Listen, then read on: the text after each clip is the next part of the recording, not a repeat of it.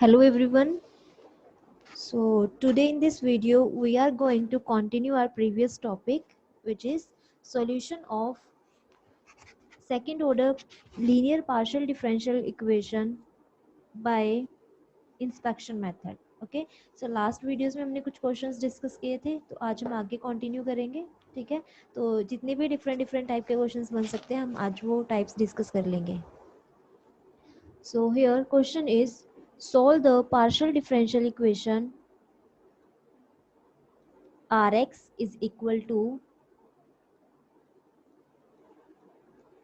n minus 1 into p.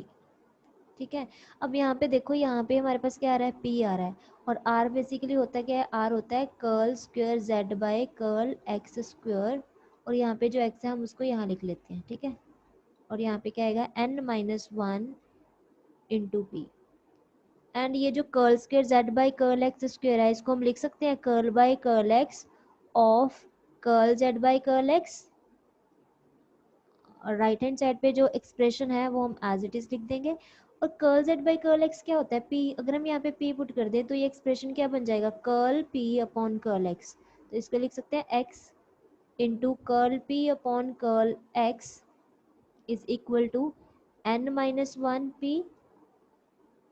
And this can be written as x into curl p by curl x minus of n minus 1 p is equal to 0.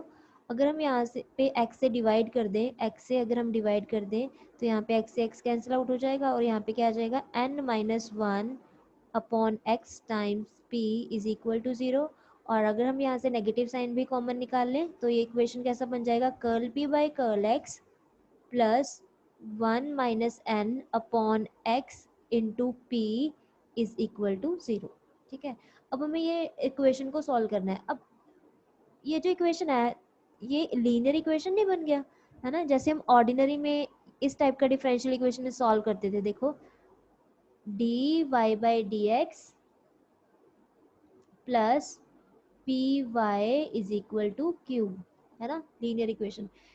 तो हम इसको solve कैसे करते थे, हम integrating factor find करते थे पहले, e raised power integration of P D x.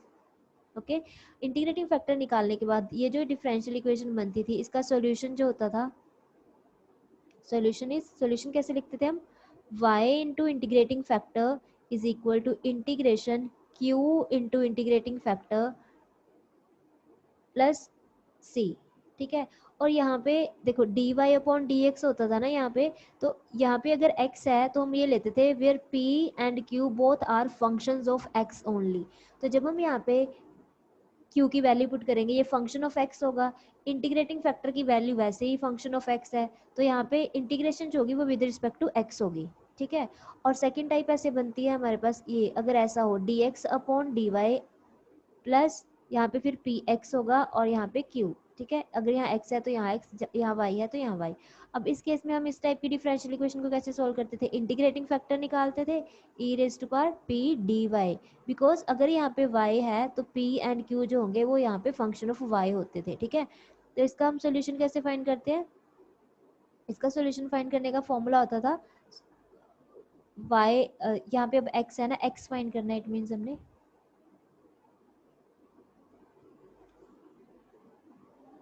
तो हम इसका सॉल्यूशन लिखते थे x into integrating factor is equal to integration q into integrating factor. अब हमें पता है यहाँ पे q एंड p जो है वो फंक्शन ऑफ y है ना, तो इंटीग्रेटिंग फैक्टर भी वैसे y की फॉर्म में आ रहा है, तो यहाँ पे हम dy लिखेंगे प्लस c. तो यहाँ से इसका आंसर बनता था. ठीक है, ये जो डिफरेंशियल इक्वेशन है, तो ये लीनियर इक्वेशन नहीं बन गया. आप देखो यहाँ पे इसको कंपेयर करना है इससे, यहाँ मेरे पास y है और यहाँ पे कितना है, p है, स्मॉल p. तो y का काम यहाँ पे कौन कर रहा है, स्मॉल p कर रहा है. बस यहाँ पे फर्क इतना है, ये ऑर्डिनरी डिफरेंशियल इक्वेशन है, ये पार्शियल है. और यहाँ पे देखो ये कैपिटल P बनेगा हमारे पास अगर इससे कंपेयर करते हैं, y का कोफिशिएंट यहाँ पे कैपिटल P है, तो यहाँ पे स्मॉल p का कोफिशिएंट ये कैपिटल P होगा, और राइट हैंड साइड पे जो फंक्शन है वो क्या होगा, q होगा. तो p और q इस केस में यहाँ पे x है अगर डिनोमिनेटर में, तो p और q जो होंगे capital P and capital Q, ये फंक्शन ऑफ x होने चाहिए और ये है भी ना. तो अगर हम इसको कंपेयर करते हैं तो कैपिटल P की वैल्यू क्या आएगी, इस इक्वेशन से इसको कंपेयर करो, कैपिटल P की वैल्यू कितनी है, 1 minus N upon x, and capital q होता है जो राइट हैंड साइड पे फंक्शन है वो 0 आ रहा है ना। तो अब ये जो इक्वेशन है वो इस फॉर्म का बन रहा है, तो इसको सॉल्व करने के लिए हम इंटीग्रेटिंग फैक्टर ही फाइंड करेंगे सबसे पहले। तो वो इंटीग्रेटिंग फैक्टर का फॉर्मूला क्या है, e raised power integration of P D X. ठीक है, e raised power integration of capital P की वैल्यू कितनी है 1 minus N upon X D X. जब हम इसका इंटीग्रेशन करेंगे तो इंटीग्रेटिंग फैक्टर आई एफ, यानी आई से इंटीग्रेशन, इंटीग्रेटिंग एफ से फैक्टर, इंटीग्रेटिंग फैक्टर। ठीक है, ये लिख रहे हैं ई रेज्ड पावर, ये 1 माइनस एन तो कांस्टेंट है, 1 माइनस एन तो कांस्टेंट है, ये हमने आउटसाइड निकाल लिया। तो 1 अपॉन एक्स का इंटीग्रेशन क्या होगा, लॉग एक्स होता है। अब ये जो 1 माइनस एन है इसको हम पावर में लिख सकते हैं, तो इंटीग्रेटिंग फैक्टर क्या होगा, e raise to power log X raise to power 1 minus N. ये लॉग की प्रॉपर्टी होती है ना कि अगर यहाँ पे एक्स की पावर में कोई भी वैल्यू हो वो आगे आ जाता है लॉग के, तो यहाँ पे आगे था तो हम इसको पावर में लेके गए हैं। ठीक है, अब ई से लॉग अगर कैंसिल आउट होगा यहाँ पे, तो आंसर कितना आ गया, x raise to power 1 minus n. Integrating factor हमारे पास आ गया x raise to power 1 minus n. अब जो सॉल्यूशन होगा, सॉल्यूशन हम कैसे लिखते थे, y इंटू इंटीग्रेटिंग फैक्टर। अब y का काम यहाँ पे कौन कर रहा है, स्मॉल p ना। तो इक्वेशन नंबर 1 का जो सॉल्यूशन होगा वो कैसा होगा, solution of equation number 1 is, हम क्या लिखेंगे यहाँ पे, p into integrating factor. Integrating factor की वैल्यू आ रही है x raise to power 1 minus n, यही है ना, x raise to power 1 minus n. और यहाँ पे हम लिखते हैं integration q into integrating factor dx plus some constant. अब यहाँ पे हम c1 c2 नहीं ऐड करेंगे, वो हम ऑर्डिनरी के केस में c1 c2 as a constant add करते हैं, बिकॉज यहाँ पे तो पार्शियल डिफरेंशियल इक्वेशन है और यहाँ पे इंटीग्रेशन किसके विद रिस्पेक्ट टू हो रहा है, x के विद रिस्पेक्ट टू हो रहा है। तो हम y को एज अ कांस्टेंट ट्रीट करेंगे ना, अगर with respect to x integration कर रहे हैं, तो y जो सेकंड इंडिपेंडेंट वेरिएबल होता है पार्शियल डेरिवेटिव में, उसको हम एज अ कांस्टेंट ट्रीट करते हैं। तो यहाँ पे जो कांस्टेंट ऐड होगा वो फंक्शन ऑफ y होगा। क्लियर। अब यहाँ से क्या आएगा, p into x raise to power 1 minus n. अब इसका इंटीग्रेशन करोगे तो 0 ही रहेगा, यहाँ पे क्या आ जाएगा, f of y, f of y। तो यहाँ से p की वैल्यू कितनी आ गई, अगर हम इसको यहाँ डिनोमिनेटर में शिफ्ट कर दें, ये आएगा 1 over x raise to power 1 minus n f of y। और यहाँ पे इसको लिख सकते हैं, अगर हम इसको न्यूमिनेटर में लेके जाएं तो ये 1 नेगेटिव हो जाएगा, n पॉजिटिव हो जाएगा, तो ये ऐसे आएगा। अब p बेसिकली क्या होता है, p होता है curl z by curl x, है ना। तो यहाँ पे आएगा x रेज्ड पर n minus 1 f of y। अब अगर हम यहाँ पे directly with respect to x integration कर देते हैं तो हमारा ये क्वेश्चन सॉल्व हो जाएगा और z का आंसर हमारे पास आ जाएगा, यानी हमारा जो गिवन pd है वो सॉल्व हो जाएगा। ठीक है, now by integrating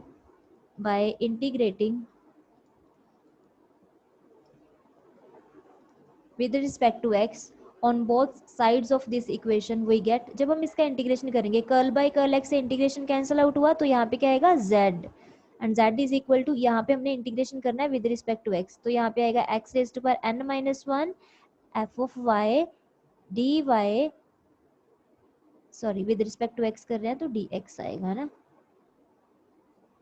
dx plus some constant. अब with respect to x integration हो रहा है तो कांस्टेंट कैसा ऐड होगा, कांस्टेंट कैसा होगा, सम फंक्शन ऑफ y। तो f ऑफ y हम पहले यूज कर चुके हैं ना, तो g ऑफ y ले लेते हैं, क्योंकि with respect to x integration करोगे तो y को एज अ कांस्टेंट ट्रीट करोगे, आफ्टर इंटीग्रेशन हमने कांस्टेंट ऐड करना है ना। तो इसका ये f ऑफ y तो एज अ कांस्टेंट ट्रीट करेंगे यहाँ पे, क्योंकि with respect to x integration कर रहे हैं। तो x raise to power n minus 1 का इंटीग्रेशन क्या होगा, ये है ना, plus g of y as it is. तो हमारे पास z कितना आ जाएगा, z इज इक्वल टू, यहाँ पे आ गया x रेज टू पर n, 1 से 1 कैंसिल आउट होगा, यहाँ पे 1 से 1 कैंसिल आउट होगा, upon n f of y plus g of y। So this is required solution, required answer for the given partial differential equation. I hope आप सबको ये क्वेश्चन क्लियर हो गया होगा। ठीक है, नाउ नेक्स्ट क्वेश्चन इज, एक क्वेश्चन और कर लेते हैं। ठीक है, solve the following partial differential equation where partial differential equation is 2qy plus y square t is equal to 1। ठीक है, अब यहाँ पे q आ रहा है और हमें पता है t को हम in terms of q represent कर सकते हैं, कैसे, t जो होता है, t की वैल्यू क्या होती है, curl square z by curl y square होता है, और इसको हम ये लिख सकते हैं curl over curl y of curl z by curl y, और हमें इतना पता है curl z by curl y क्या होता है, क्यू होता है, तो ये आएगा curl q by curl y. तो टी को हम लिख सकते हैं curl q upon curl y, तो यहाँ पे वैल्यू पुट कर दें 2y³ plus Y square, T को हम क्या लिख सकते हैं curl q upon curl y is equal to 1। तो अगर हम इसको वाई स्क्वायर से डिवाइड कर दें, थ्रू आउट वाई स्क्वायर से डिवाइड कर दें, तो हो गया क्या, पहले हम इसको यहाँ पे इसको ऐसे लिख लेते हैं ना, y square curl q by curl y plus यहाँ पे लिख दिया 2y³ इज इक्वल टू 1, कुछ नहीं किया, टर्म्स को शफल किया, ये यहाँ पे लिखा है, ये यहाँ पे लिखा है। और वाई स्क्वायर से हमने इसको डिवाइड कर दिया, अगर हम वाई स्क्वायर से इसको डिवाइड करते हैं तो यहाँ पे क्या आएगा, curl q upon curl y plus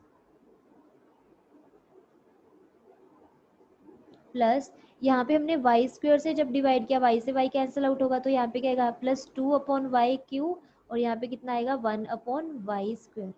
तो ये फिर से लीनियर इक्वेशन नहीं बन गया, जो मैंने आपको सेकंड टाइप बताई थी अभी, कि अगर हमारे पास ऐसा हो, ऑर्डिनरी के केस में लिखते हैं, ऑर्डिनरी के केस में अगर डिफरेंशियल इक्वेशन ऐसा बनता है dx अपॉन dy, यहाँ पे y अपॉन में आ रहा है ना, dx अपॉन dy, और यहाँ पे फिर क्या होता है capital Px is equal to q, where p and q both are functions of y, यहाँ पे अगर अपॉन में y है तो p एंड q y के फंक्शन होंगे। तो हम इसको सॉल्व करने के लिए इंटीग्रेटिंग फैक्टर कैसे निकालते हैं, e raise to power integration of p is a function of y ना, सो p dy यहाँ से आता है, और इसका सोल्यूशन क्या होगा, सोल्यूशन होगा x is equal to x into integrating factor is equal to integration q into integrating factor into dy plus some constant। ठीक है, ये होता है सॉल्यूशन इस टाइप की डिफरेंशियल इक्वेशन का। तो ये जो डिफरेंशियल इक्वेशन है वो ऐसा ही नहीं बन रहा, बस ये पार्शियल है, ये ऑर्डिनरी है, dx अपॉन dy। अब x का काम यहाँ पे q कर रहा है, जहाँ जहाँ हमारा x आएगा इस क्वेश्चन में वहाँ वहाँ हम q लिखेंगे, और बाकी सब तो सेम है ना, बाकी सब तो सेम है। यहाँ पे अगर p देखा जाए तो ये होगा p, और ये फंक्शन ऑफ y है, और ये होगा q, ये भी फंक्शन ऑफ y है। तो इस इक्वेशन की सभी प्रॉपर्टी सेटिस्फाई हो रही है, where p and q both are functions of y only. So यहाँ से अगर हम कंपेयर करते हैं तो कैपिटल P की वैल्यू कितनी आएगी 2/y, एंड कैपिटल Q कितना होगा 1/y²। तो हमें क्या करना है इसको सॉल्व करने के लिए, सबसे पहले इंटीग्रेटिंग फैक्टर फाइंड करना है। इसका फॉर्मूला क्या होगा, e raise to power integration of p dy, and e raise to power 2 हम आउटसाइड निकाल लेंगे, तो 1/y का इंटीग्रेशन क्या होगा log y, और हमने फॉर्मूला किया था log के आगे अगर कोई भी वैल्यू बढ़ी है उसको हम पावर में लेके जा सकते हैं, e raise to power log y², e से log कैंसिल आउट हुआ तो इंटीग्रेटिंग फैक्टर कितना आ गया y²। जब हम इसको सॉल्व कर रहे हैं इंटीग्रेटिंग फैक्टर आ गया y²। ठीक है, so integrating factor is equal to y²। तो सोल्यूशन क्या होगा, सोल्यूशन क्या होगा गिवन पीडी का, ये जो हमारे पास इक्वेशन बना है इसका सोल्यूशन क्या होगा, यहाँ पे अगर x होता है तो हम लिखते हैं x इंटू इंटीग्रेटिंग फैक्टर। अब x का काम यहाँ पे क्या कर रहा है q ना, तो हम लिखेंगे q into integrating factor, q into integrating factor is equal to integration, यहाँ पे हम क्या लिखते हैं capital Q into integrating factor, है ना, कैपिटल Q यानी 1/y², यहाँ पे लिखते हैं ना capital Q into integrating factor 1/y² into integrating factor dy plus some constant. अब विद रिस्पेक्ट टू y अगर इंटीग्रेशन हो रहा है, अगर with respect to y integration हो रहा है, इट मीन्स यहाँ पे x को हम एज अ कांस्टेंट ट्रीट कर रहे हैं, तो यहाँ पे जो कांस्टेंट ऐड होगा वो सम फंक्शन ऑफ x ऐड होगा, बिकॉज ये पार्शियल डेरिवेटिव है ना, पार्शियल। तो यहाँ पे क्या आएगा q इंटू y², यहाँ पे y² से y² कैंसिल आउट हो गया, तो इंटीग्रेशन ऑफ dy क्या होगा y plus F of x। ठीक है, अब यहाँ से q की वैल्यू हम फाइंड करेंगे, q कितना आएगा, ये y² से डिवाइड कर दे यहाँ पे, तो यहाँ पे y² से डिवाइड किया, y से y कैंसिल, तो 1/y आएगा, और यहाँ पे 1/y² F of x, and q का वैल्यू क्या होता है, q is curl z upon curl y, और यहाँ पे कितना आ रहा है 1/y plus 1/y² F of x। तो अब अगर हम ये इक्वेशन का with respect to y integration कर देंगे तो हमारे पास सॉल्यूशन आ जाएगा, हमें z ही तो फाइंड करना है ना। So now by integrating with respect to y we get, तो हम इसका with respect to y integration करेंगे, तो यहाँ पे इंटीग्रेशन से ये कर्ल बाय कर्ल y से इंटीग्रेशन कैंसिल आउट हो जाएगा, तो यहाँ बचा क्या z is equal to 1/y का इंटीग्रेशन क्या होता है 1 अपॉन वाई का इंटीग्रेशन क्या होता है, log y प्लस, क्योंकि with respect to y integration कर रहे हैं तो एफ एक्स तो कांस्टेंट होगा, एफ एक्स को हम यहाँ पे एज इट इज रखेंगे, और ये 1 अपॉन वाई स्क्वायर का इंटीग्रेशन क्या होगा,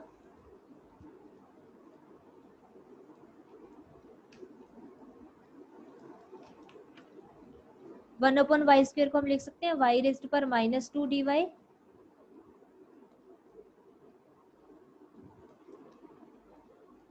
अब इसका इंटीग्रेशन क्या है, क्या होगा, y रेज्ड पर -1 upon -1 plus some constant of integration, अगर हम ऐड करेंगे तो वो क्या ऐड करेंगे, बिकॉज यहाँ पे with respect to y integration हो रहा है, ये पार्शियल डेरिवेटिव है, तो हम x को एज अ कांस्टेंट ट्रीट करेंगे, तो यहाँ पे सम फंक्शन ऑफ x जो है वो एज अ कांस्टेंट ऐड होगा, तो z कितना आ जाएगा, log y माइनस ये माइनस यहाँ पे f ऑफ x, ये y रेज्ड पर -1 को 1 अपॉन y लिख सकते हैं प्लस g ऑफ x, ठीक है। सो this is required answer for the given partial differential equation, clear. अब नेक्स्ट टाइप क्या बन सकती है, किस टाइप के क्वेश्चंस बन सकते हैं इसमें, वो देखिए।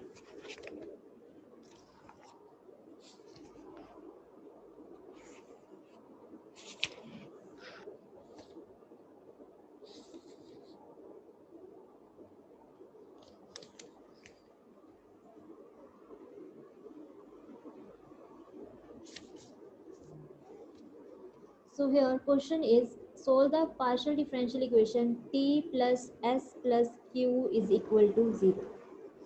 इसको सॉल्व करना है हमने, t plus s plus q is equal to 0। सो देखते हैं कैसे सॉल्व करेंगे इस इक्वेशन को हम। अब यहाँ पे q आ रहा है ना, तो हम देखते हैं कि हम t को इन टर्म्स ऑफ q लिख सकते हैं। t क्या होता है, t होता है curl square z by curl y square, तो हम इसको लिख सकते हैं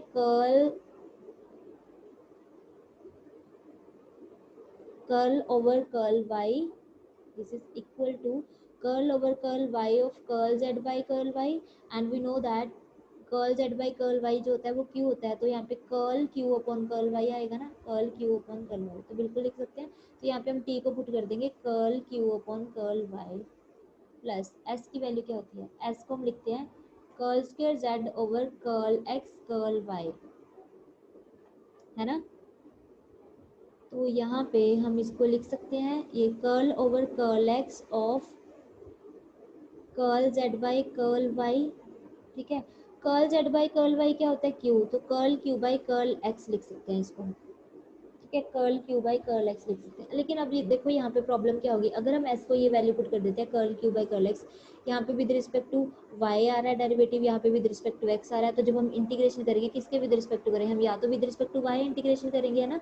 तो अगर मैं यहाँ पे curl q over curl x हम लिख भी देते हैं एक बार के लिए, और अगर हम इसका with respect to x integration करेंगे कर ही नहीं पाएंगे, क्योंकि यहाँ तो हो जाएगा कर्ल बाई कर्ल x से इंटीग्रेशन कैंसिल आउट हो जाएगा, q आंसर आ जाएगा, लेकिन इसका इंटीग्रेशन क्या होगा विद रिस्पेक्ट टू x, कर ही नहीं सकते ना, क्योंकि यहाँ पे तो y पड़ा है, तो यानी ये नोटेशन हम यूज नहीं कर पाएंगे। तो ऐसे ही मैंने आपको बताया था, अब ये जो एक्सप्रेशन होता है वो इसके इक्वल लेते हैं हम कर्ल y कर्ल x के, जब हमने कैनोनिकल फॉर्म किया तो मैंने आपको बताया था curl square z over curl x curl y को हम ये लिख सकते हैं। तो ये जो एक्सप्रेशन है इसको हम ये लिख सकते हैं curl by curl y of curl z by curl x, right. अब ये curl z by curl x तो p होता है, तो curl p by curl y लिखा जा सकता है इसको curl p upon curl y, अब कोई प्रॉब्लम नहीं आएगी, ठीक है। तो क्योंकि ये भी विद रिस्पेक्ट टू y ही, इसका जो डेरिवेटिव है विद रिस्पेक्ट टू y आएगा, तो हम इसको लिख सकते हैं curl p upon curl y, and q क्या होता है, q होता है curl z by curl y। अब देखो हम इसका with respect to y integration easily कर पाएंगे। Now integrating by integrating the above equation with respect to y on both sides we get, जब हमने यहाँ पे with respect to y integration किया तो इंटीग्रेशन से डेरिवेटिव कैंसिल आउट हुआ तो यहाँ पे q आएगा, यहाँ पे integration with respect to y कर रहे हैं, इंटीग्रेशन से y कैंसिल आउट हुआ तो यहाँ पे p आएगा, यहाँ पे इंटीग्रेशन कर रहे हैं, इंटीग्रेशन से ये डेरिवेटिव कैंसिल आउट हुआ तो यहाँ पे क्या आएगा, z आएगा। बिकॉज हम with respect to y integration कर रहे थे तो कॉन्स्टेंट ऑफ इंटीग्रेशन हम क्या ऐड करेंगे, फंक्शन ऑफ x को एज अ कॉन्स्टेंट ट्रीट करेंगे, राइट।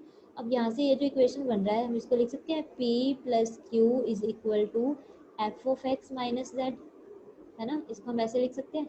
अब ये जो इक्वेशन बन रहा है ये लेग्रांजेस फॉर्म नहीं बन गई, which is Lagrange's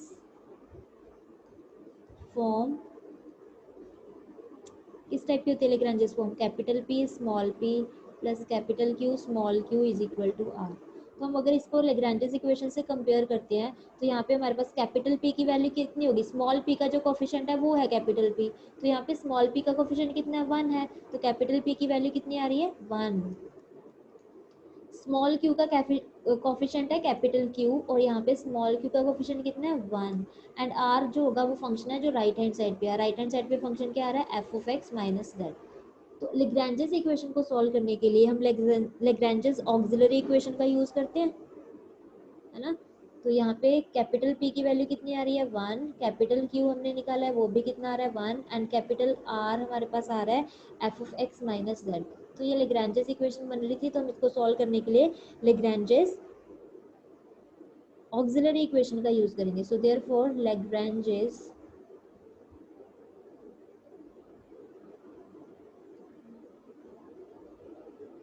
auxiliary equations are, कैसी दिखती है Lagrange's auxiliary equation? dx upon capital P dy upon capital Q dz upon capital R। ये होती है लेग्रांजेस ऑक्सिलरी इक्वेशन। अब हम यहाँ पे वैल्यूज पुट करेंगे और इसको सॉल्व कर लेंगे। सो dx अपॉन कैपिटल P कितना है? 1। dy अपॉन कैपिटल Q कितना है? 1। dz अपॉन कैपिटल R की वैल्यू कितनी है? f of x minus z। ठीक है, अब अगर हम इसको सॉल्व करें, कैसे सॉल्व करेंगे? कैसे सॉल्व करेंगे?